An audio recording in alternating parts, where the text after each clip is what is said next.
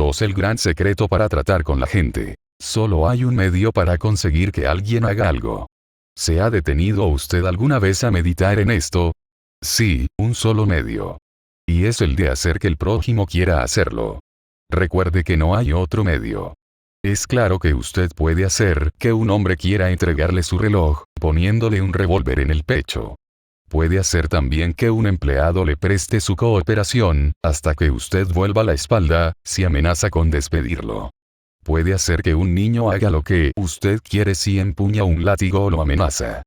Pero estos métodos tan crudos tienen repercusiones muy poco deseables. La única manera de conseguir que usted haga algo es darle lo que usted quiere. ¿Qué es lo que quiere?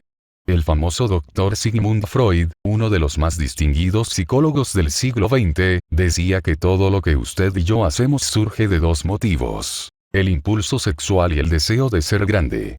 El profesor John Dewey, el más profundo filósofo de los Estados Unidos, formula la teoría con cierta diferencia.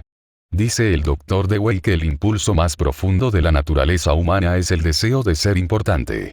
Recuerde esta frase: el deseo de ser importante. Es muy significativa.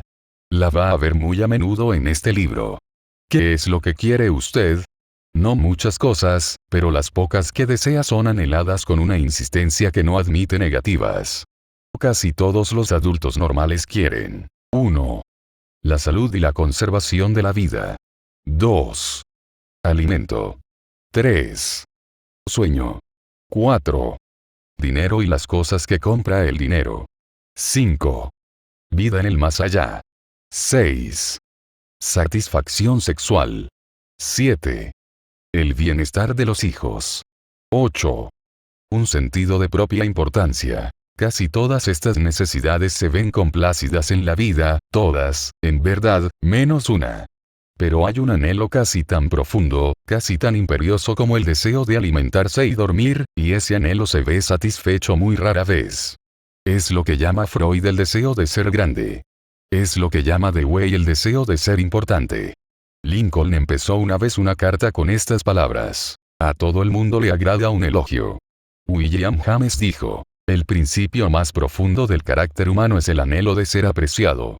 Véase que no habló del deseo, sino del anhelo de ser apreciado. Ahí tenemos una sed humana infalible y persistente. Y los pocos individuos que satisfacen honestamente esta sed del corazón podrán tener a los demás en la palma de la mano, y hasta el sepulturero se apenará cuando mueran. El deseo de sentirse importante es una de las principales diferencias que distinguen a los hombres de los animales. Demos un ejemplo. Cuando yo era niño, en una granja de Missouri, mi padre criaba cerdos Duroc Jersey y vacas Hereford de pedigrí. Solíamos exhibir nuestros cerdos y vacas en las ferias de los condados y en las exposiciones de ganadería de todo el Medio Oeste. Obteníamos primeros premios por veintenas. Mi padre fijaba las cintas azules en un trozo de muselina blanca, y cuando llegaban amigos o visitantes a nuestra casa, sacaba esa muselina y entre él y yo mostrábamos los premios. Los cerdos no se interesaban por las cintas que habían ganado. Pero mi padre sí. Estos premios le daban un sentido de importancia. Si nuestros antepasados no hubiesen sentido este ardiente anhelo de ser importantes, la civilización habría sido imposible. Sin él seríamos iguales que los animales. Este deseo de sentirse importante fue lo que llevó a un pobre empleado de una tienda de comestibles, un mozo sin recursos y sin educación, a estudiar unos libros de derecho que había encontrado en el fondo de un barril que, con otros restos de una casa deshecha, comprara por 50 centavos. Quizá haya oído el lector hablar de este mozo. Se llamaba Lincoln. Este deseo de sentirse importante fue lo que inspiró a Dickens para escribir sus novelas inmortales. Este deseo inspiró a Sir Christopher Wren en el diseño de sus sinfonías de piedra. Este deseo hizo que Rockefeller reuniera millones y millones de dólares que jamás gastó. Y este mismo deseo hace que los hombres más ricos de cada ciudad construyan una casa demasiado amplia para sus necesidades. Este deseo hace que todos pretendamos vestir de acuerdo con la última moda, conducir el automóvil más reciente y hablar de nuestros hijos tan inteligentes. Este mismo deseo es lo que lleva a muchos jóvenes a ser pistoleros y bandoleros. Casi todos los criminales jóvenes, dice E.P. Mulroney, ex jefe de la policía de Nueva York, tienen un excesivo egoísmo, y su primer pedido después de ser arrestados es que les lleven esos perniciosos periódicos en que se los pinta como héroes. La perspectiva de cumplir una condena parece remota en tanto el criminal puede extasiarse ante una fotografía suya que comparte las páginas con las de famosos deportistas, estrellas del cine y la televisión, y políticos. Si usted me dice cómo satisface sus deseos de ser importante, le diré que es usted. Eso es lo que determina su carácter. Es la cosa más significativa que hay en usted. Por ejemplo, John D. Rockefeller satisfacía su deseo de importancia dando dinero para que se levantara un hospital moderno en Pekín, China, a fin de atender a millones de pobres a quienes no había visto jamás ni jamás vería. Dillinger, en cambio, se sentía importante como bandido, asaltante de bancos y asesino. Cuando los agentes federales lo perseguían penetró en una granja de Minnesota y exclamó: «Soy Dillinger». Estaba orgulloso de ser el enemigo público número 1. Sí, la diferencia significativa que se advierte entre Dillinger y Rockefeller es la forma en que satisfacían sus deseos de ser importantes. La historia chispea con divertidos ejemplos de personas famosas que lucharon por dar satisfacción a sus deseos de importancia. El mismo George Washington quería ser llamado su poderío, el presidente de los Estados Unidos. Y Colón reclamaba el título de almirante del océano y virrey de las Indias.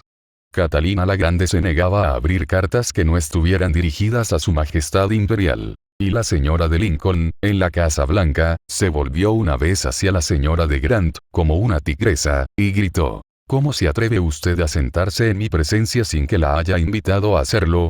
Nuestros millonarios ayudaron al almirante Byrd a financiar su expedición al Antártico en 1928 con la condición de que caletas y montañas heladas fuesen bautizadas con sus nombres. Y Víctor Hugo aspiraba a que la ciudad de París, nada menos, fuera rebautizada con su nombre.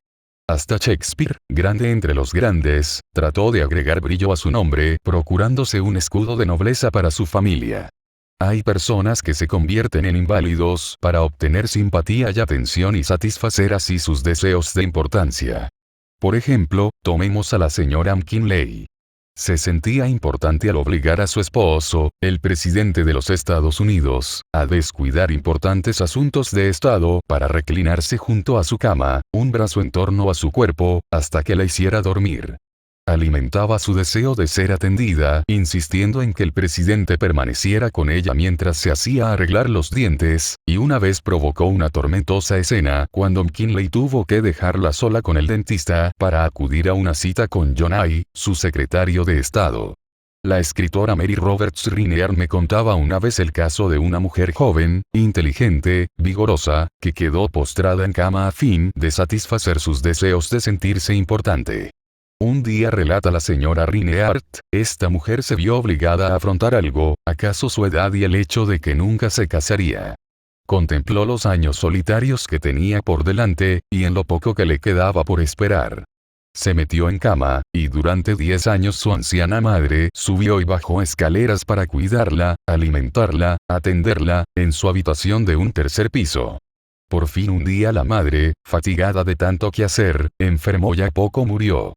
Durante unas semanas languideció la inválida. Después se levantó, se vistió y volvió a vivir. Algunas autoridades declaran que ciertas personas pueden llegar a la demencia a fin de encontrar, en sus sueños, el sentido de importancia que les ha sido negado en el áspero mundo de la realidad. Hay en los hospitales de los Estados Unidos más enfermos mentales que de todas las otras enfermedades juntas. ¿Cuáles son las causas de la demencia? Nadie puede responder a una pregunta tan general, pero sabemos que ciertas enfermedades, como la sífilis, quebrantan y destruyen las células del cerebro, y producen la demencia como resultado. En rigor de verdad, aproximadamente la mitad de todas las enfermedades mentales puede atribuirse a causas físicas como son las lesiones cerebrales, alcohol, toxinas. Pero la otra mitad, y esto es lo terrible, la otra mitad, de la gente que pierde la cordura no sufre, al parecer, ninguna lesión en las células cerebrales. En las autopsias, cuando se estudian sus tejidos cerebrales con los más poderosos microscopios, se los encuentra tan sanos como los de un cerebro normal. ¿Por qué enloquecen estas personas? Yo hice recientemente esta pregunta al médico jefe de uno de nuestros más importantes hospicios. Este médico, que ha recibido los más altos honores y las recompensas más codiciadas por sus conocimientos sobre la demencia, me confió francamente que no sabe por qué enloquece la gente. Nadie lo sabe de seguro. Pero me dijo que muchas personas que enloquecen encuentran en la demencia ese sentido de su importancia que no pudieron obtener en el mundo de la realidad. Después me narró lo siguiente. Tengo una paciente cuyo casamiento resultó una tragedia. Deseaba amor, satisfacción sexual, hijos y prestigio social. Pero la vida destrozó todas sus esperanzas. Su esposo no la amaba. Hasta se negaba a comer con ella, y la obligaba a servirle las comidas en su cuarto, en el primer piso. No tenía hijos ni importancia social. Enloqueció. Y, en su imaginación, se divorció y recuperó su nombre de soltera. Ahora cree que se ha casado con un aristócrata inglés, e insiste en que se llama Lady Smith. Y en cuanto a los hijos, se imagina que todas las noches da a luz a uno. Cada vez que la visito me dice, doctor, anoche tuve un bebé. La vida hizo naufragar todas las naves de sus sueños en los escollos de la realidad. Pero en las islas fantásticas, llenas de sol, de la demencia, todas esas naves llegan ahora a puerto con las velas desplegadas. ¿Tragedia? Pues no lo sé. Su médico me dijo, si pudiese estirar una mano y devolverle la cordura, no lo haría. Es mucho más feliz tal como está.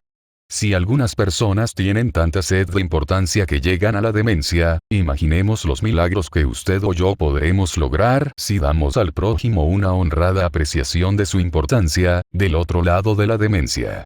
Una de las primeras personas en el mundo norteamericano de los negocios a la que se le pagó un salario anual de más de $1 millón, cuando no había impuesto a los ingresos y una persona que ganaba $50 a la semana podía vivir muy bien, fue Charles Schwab. Andrew Carnegie lo había elegido para ser el primer presidente de la recién formada United States Steel Company, en 1921, cuando Schwab tenía solo 38 años de edad.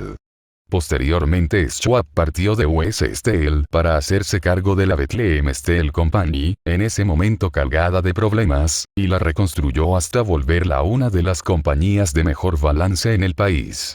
¿Por qué pagaba Andrew Carnegie a Charles Schwab más de $1 millón por año, o sea unos $3,000 por día? ¿Por qué? ¿Acaso porque Schwab era un genio? No. ¿Porque sabía más que los otros técnicos acerca de la fabricación del acero? Tampoco.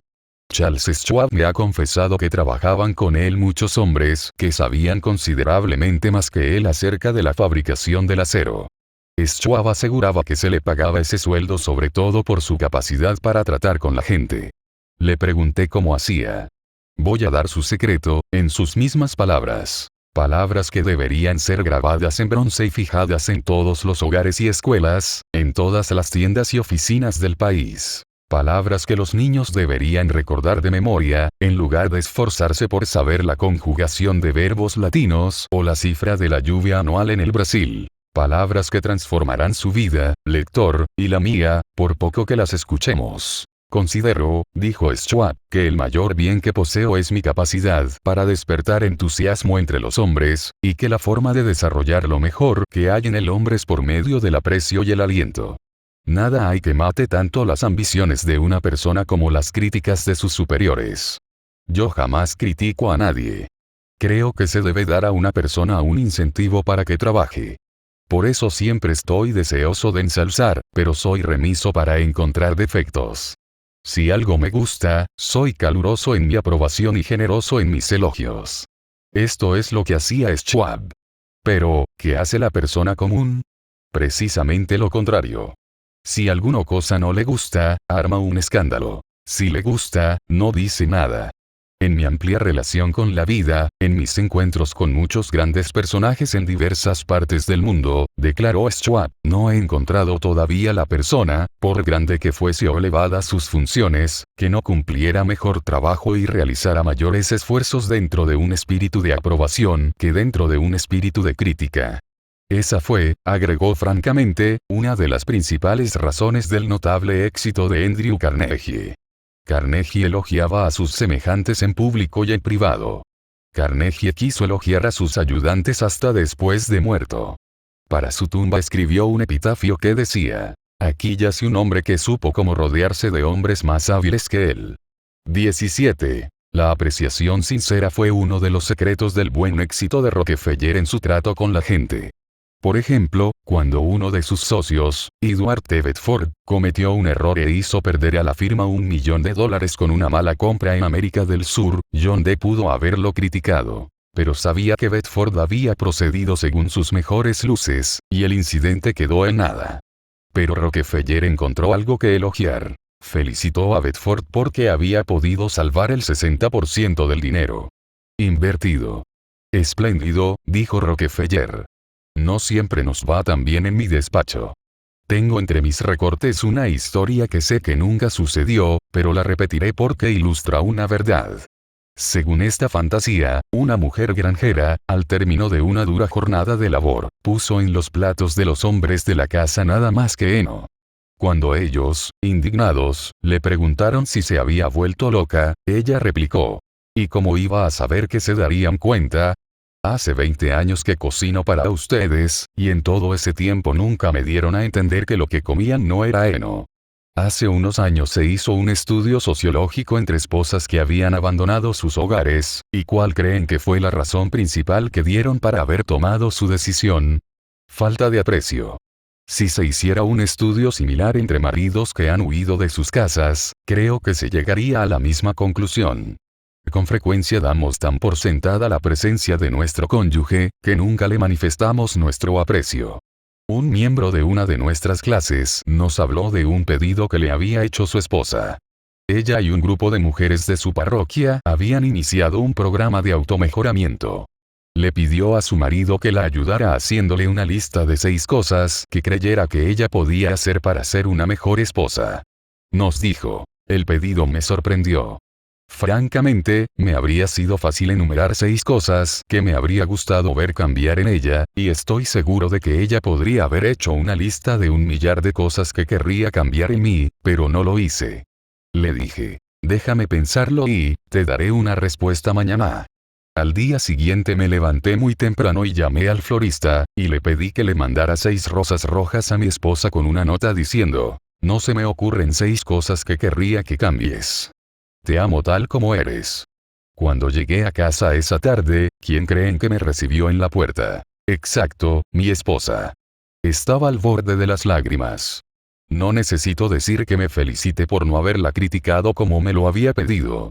El domingo siguiente en la iglesia, después de que ella hubo informado del resultado de su tarea, varias mujeres del grupo se me acercaron y me dijeron: fue el gesto más tierno del que tenga noticias. Entonces comprendí cuál era el poder del aprecio. Florence Ziegfeld, el más espectacular de los empresarios teatrales que ha habido jamás en Broadway, conquistó su reputación gracias a su sutil habilidad para glorificar a la joven norteamericana. Una vez tras otra elegía a alguna joven en quien nadie se fijaba, la transformaba en el escenario en una resplandeciente visión de misterio y seducción. Como conocía el valor del aprecio y la confianza, hacía que las mujeres se sintieran bellas por el solo poder de su galantería y su consideración. Era, además, un hombre práctico. Aumentó el sueldo de las coristas desde $30 por semana hasta una cifra que a veces llegaba a 175. Y también era caballeresco. En las noches de estreno en el Foyers enviaba telegramas a las estrellas del reparto y hermosas rosas a todas las chicas del coro. Yo sucumbí una vez a la moda del ayuno y pasé 6 días y sus noches sin comer. No fue difícil. Tenía menos hambre al fin del 6.º día que al fin del 2.º. Pero yo y usted conocemos personas que pensarían haber cometido un crimen si dejaran a sus familias o sus empleados 6 días sin comer. Pero los dejan estar 6 días, y 6 semanas, y a veces 60 años, sin darles jamás una muestra calurosa de esa apreciación que anhelan casi tanto como anhelan el alimento. Cuando Alfred Lund, uno de los grandes actores de su época, desempeñó el papel principal en Reunión de Viena, declaró: nada hay que yo necesite tanto como alimento para mi propia estima. Alimentamos los cuerpos de nuestros hijos y amigos y empleados. Pero muy raras veces alimentamos su propia estima. Les damos carne y papas para que tengan energía. Pero descuidamos darles amables palabras de aprecio que cantarían durante años en su recuerdo. Paul Harvey, en una de sus transmisiones radiales, El resto de la historia, cuenta cómo una apreciación sincera puede cambiar la vida de una persona. Contó que años atrás un maestro de Detroit le pidió a Stevie Morris que lo ayudara a encontrar un ratoncito que se había escapado en el aula de clases. El maestro apreciaba el hecho de que la naturaleza le había dado a Stevie algo que ningún otro alumno tenía. La naturaleza le había dado a Stevie un notable par de oídos, para compensar la ceguera de sus ojos. Pero esta fue la primera ocasión en que Stevie sintió que se apreciaba la fineza de su oído. Ahora, años después, dice que ese acto de aprecio fue el comienzo de una nueva vida. Desde aquel entonces desarrolló su don del oído hasta volverse, bajo el nombre artístico de Stevie Wonder, uno de los grandes músicos populares de la década de 1970. Algunos lectores están diciendo ahora mismo, al leer estas líneas: cosas viejas. Elogios. Adulación. Ya he hecho la prueba. No da resultado, al menos con personas inteligentes. Paul Aurand, Paul Harvey's The Rest of the Story, New York. Doubleday, 1977. Compilado por Line Harvey. Es claro que la adulación no da resultados con la gente que discierne. Es algo hueco, egoísta y poco sincero. Su empleo debe conducir al fracaso, y así ocurre generalmente. Aunque no faltan personas tan hambrientas, tan sedientas de que se les muestre aprecio, que tragan cualquier cosa, así como un hombre hambriento puede comer hierbas y lombrices. Hasta la reina Victoria era susceptible a la adulación. El primer ministro Benjamin Disraeli confesó que cuando trataba con la reina empleaba abundantemente esa adulación. Pero Disraeli era uno de los hombres más corteses, diestros y capaces que han gobernado jamás el extenso imperio británico. Era un genio. Lo que para él daba resultados, quizá no lo dé para usted o para mí. A la larga, la adulación hace más mal que bien. La adulación es falsa y, como el dinero falso, nos pone eventualmente en aprietos si queremos hacerla circular. La diferencia entre la apreciación y la adulación es muy sencilla. Una es sincera y la otra no. Una procede del corazón, la otra sale de la boca. Una es altruista, la otra egoísta. Una despierta la admiración universal, la otra es universalmente condenada. Hace poco vi un busto del general Obregón en el Palacio de Chapultepec, en México. Bajo el busto están grabadas estas sabias palabras de la filosofía del general Obregón: no temas a los enemigos que te atacan. Teme a los amigos que te adulan. No. No. No. No recomiendo la adulación. Lejos de ello. Hablo de una nueva forma de vivir. Permítaseme repetirlo. Hablo de una nueva forma de vivir. El rey Jorge B tenía un juego de 6 máximas en las paredes de su estudio en el Palacio de Buckingham. Una de esas máximas rezaba: enséñame a no hacer ni recibir elogios baratos. Eso es la adulación. Elogio barato. Una vez leí una definición de la adulación que vale la pena reproducir. Adular es decir a la otra persona lo que se piensa de uno mismo. Emplea el lenguaje que quieras, dijo Ralph Waldo Emerson, y nunca podrás expresar sino lo que eres. Si lo que debiéramos hacer fuera solo emplear la adulación, el mundo entero aprendería a hacerlo enseguida y todos seríamos peritos en relaciones humanas. Cuando no estamos dedicados a pensar acerca de algún problema específico, solemos pasar el 95% de nuestro tiempo pensando en nosotros mismos. Pero si dejamos de pensar en nosotros mismos por un rato y comenzamos a pensar en las buenas cualidades del prójimo, no tendremos que recurrir a la adulación, tan barata y tan falsa que se la conoce apenas sale de los labios. Una de las virtudes más descuidadas de nuestra existencia cotidiana es la apreciación. De un modo u otro, descuidamos elogiar a nuestro hijo o hija cuando trae una buena nota de la escuela, y rara vez alentamos a nuestros hijos cuando logran hornear una torta o construir una casita para pájaros. Nada les agrada más a los niños que esta especie de interés y aprobación de sus padres. La próxima vez que usted disfrute de una buena cena en su club, mándele sus felicitaciones al chef, y cuando un vendedor fatigado le muestre una cortesía inusual, no deje de agradecerla. Todo sacerdote, conferencista u orador público sabe lo descorazonador que resulta entregarse a un público y no recibir de este ningún comentario apreciativo. Y lo que se aplica a profesionales, se aplica doblemente a obreros en oficinas, negocios y talleres, y entre nuestras familias y amigos. En nuestras relaciones interpersonales nunca deberíamos olvidar que todos nuestros interlocutores son seres humanos, y como tales hambrientos de apreciación. Es la ternura legal que disfrutan todas las almas.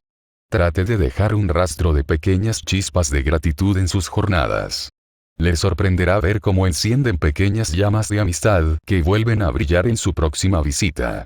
Pamela Dunham, de New Fairfield, Connecticut, tenía entre las responsabilidades de su empleo la supervisión de un peón de limpieza que estaba haciendo un trabajo muy deficiente. Los otros empleados se burlaban de este joven, y descuidaban especialmente la limpieza de las instalaciones para demostrar que mal hacía su trabajo. Las cosas habían llegado a un punto en que había empezado a perderse tiempo productivo. Pamela probó varios modos de motivar a esta persona, sin éxito. Notó que en una ocasión hizo especialmente bien su trabajo. Entonces lo elogió en presencia de otra gente. A partir de ahí el trabajo empezó a mejorar, y muy pronto el joven cumplía eficientemente con sus tareas. Hoy día hace un excelente trabajo, y recibe el aprecio y reconocimiento que merece. La apreciación honesta logró resultados allí donde la crítica y el ridículo habían fallado. Herir a la gente no solo no la cambia, sino que es una tarea que nadie nos agradecerá. Hay un viejo dicho que yo he escrito en una hoja y pegado en el espejo del baño, donde lo veo todos los días. Pasaré una sola vez por este camino. De modo que cualquier bien que pueda hacer o cualquier cortesía que pueda tener para con cualquier ser humano, que sea ahora. No la dejaré para mañana, ni la olvidaré, porque nunca más volveré a pasar por aquí. Emerson dijo: todo hombre que conozco es superior a mí en algún sentido. En ese sentido, aprendo de él. Si así sucedía con Emerson, no es probable que lo mismo sea 100 veces más cierto en su caso, o en el mío. Dejemos de pensar en nuestras realizaciones y nuestras necesidades. Tratemos de pensar en las buenas cualidades de la otra persona. Olvidemos entonces la adulación. Demos prueba de una apreciación honrada, sincera, de esas cualidades. Seamos calurosos en la aprobación y generosos en el elogio, y la gente acogerá con cariño nuestras palabras y las atesorará y las repetirá toda una vida, años después de haberlas olvidado nosotros.